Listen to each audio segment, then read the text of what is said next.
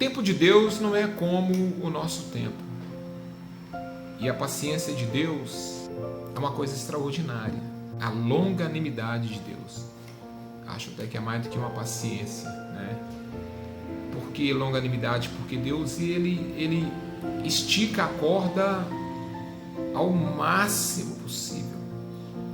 Deus ele só age quando todas as possibilidades já se esgotaram. Deus ele sempre acreditou no ser humano e sempre deu uma chance para uma regeneração. Até porque, se nós temos essa chance de regenerar e de mudar de vida, tomar uma atitude, consertar algo que está errado, nós não vamos poder depois dizer para Deus que Deus é injusto. Porque todos nós passaremos diante do tribunal de Deus. Aqueles que são salvos em Cristo vão passar diante do tribunal de Cristo no julgamento que não é um julgamento para condenação. Nós chamamos de julgamento para os galardões, para as recompensas. E aqueles que forem condenados vão passar diante do tribunal de Deus para poder receber o seu justo castigo e para que eles saibam por que eles estão sendo condenados. Não que eles não sabem, porque o nosso senso de justiça aqui é deturpado, mas depois que a gente partir desse mundo, nós vamos saber exatamente o que a gente merece, né? Inclusive quem for condenado. Mas Deus não vai enviar ninguém para o castigo eterno sem antes passar um filme na frente dessa pessoa, da vida dela e mostrar para ela por que ela está indo para ali, o que ela rejeitou e tudo mais. O fato é que essa paciência de Deus conosco, ela se estende até o limite absoluto.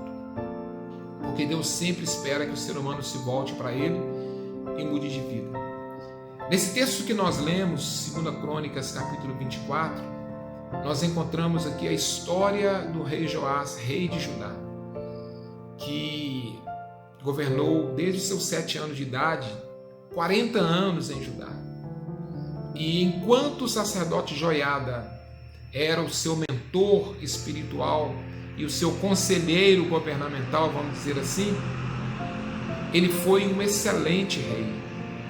E deu tudo certo, estabeleceu a vontade de Deus em Jerusalém, em Judá, levou o povo a adorar o Senhor, tudo certinho. Quando o sacerdote morreu, ele parece que ficou louco, né? Porque aí ele começou a ouvir pessoas que não tinham a mesma mentalidade, a mesma fé que ele, vamos dizer assim. E aí ele então se desviou ao ponto de mandar matar o profeta Zacarias, que era filho do sacerdote que o ajudou muito tempo, o sacerdote Joiada.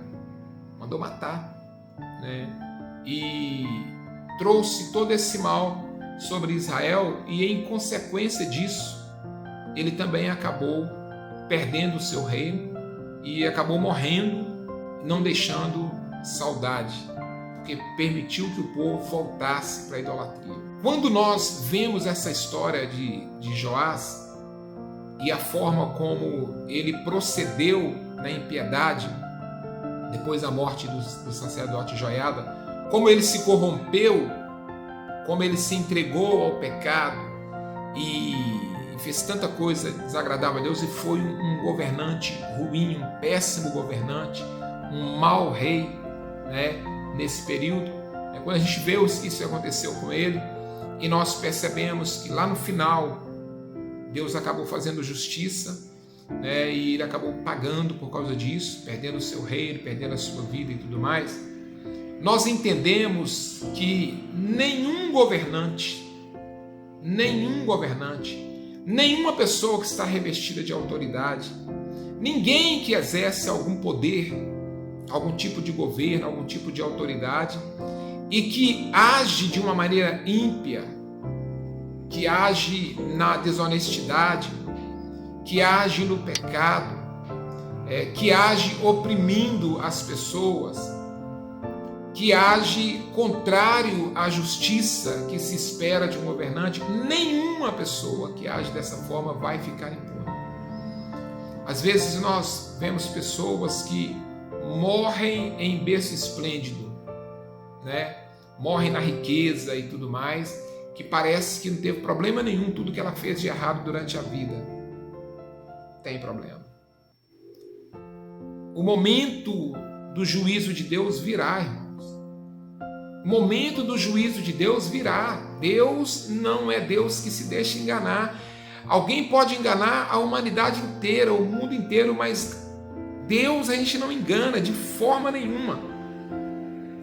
E qualquer pessoa, desde o encarregado lá na obra, né, desde o chefe da limpeza de uma empresa, passando pelo pastor de uma igreja ou por líderes de departamento de uma igreja, ou pelos políticos, os governantes, os presidentes, os sistemas que governam, os juízes, né? Passando por tudo isso, qualquer pessoa que revestido de alguma autoridade, ela for um péssimo governante, um péssimo administrador e ela não agir com justiça, o juízo de Deus virá sobre essa pessoa. Nessa terra, porque muitos acabam sentindo aqui ainda, ou então depois, quando estiverem que se encontrar com o Senhor. Mas o encontro com o Senhor ele é fatal. E todos nós passaremos diante do tribunal de Deus.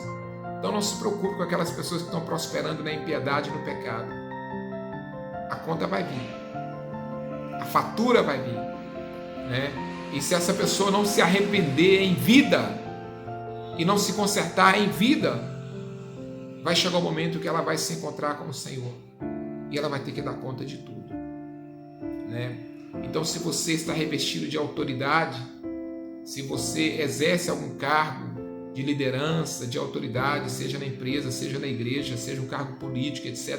Se você está revestido de autoridade, eu quero dizer para você o seguinte: julgue com retidão, haja com honestidade, seja fiel naquilo que Deus te deu, não pise em ninguém, não ache que as pessoas têm que ser pisoteadas por você, seja justo. Não se corrompa também, para facilitar a vida de ninguém. Seja justo. A César o que é de César, a Deus o que é de Deus. Porque se você for justo, Deus vai te honrar. Mas se você for ímpio, se você se corromper, a sua corrupção vai te levar para a condenação eterna, vai trazer um peso de condenação e, infelizmente, você vai pagar por isso. Deus te abençoe. Senhor, em nome de Jesus, eu peço a Ti que nos dê sabedoria e graça para que possamos nos render ao Senhor, nos render à Tua vontade, Pai querido, para que possamos servir ao Senhor e para que possamos ser fiéis naquilo que o Senhor coloca em nossas mãos. É a oração e o clamor que eu levanto a Ti neste momento e já Te agradeço na certeza da vitória. Amém. Deus te abençoe.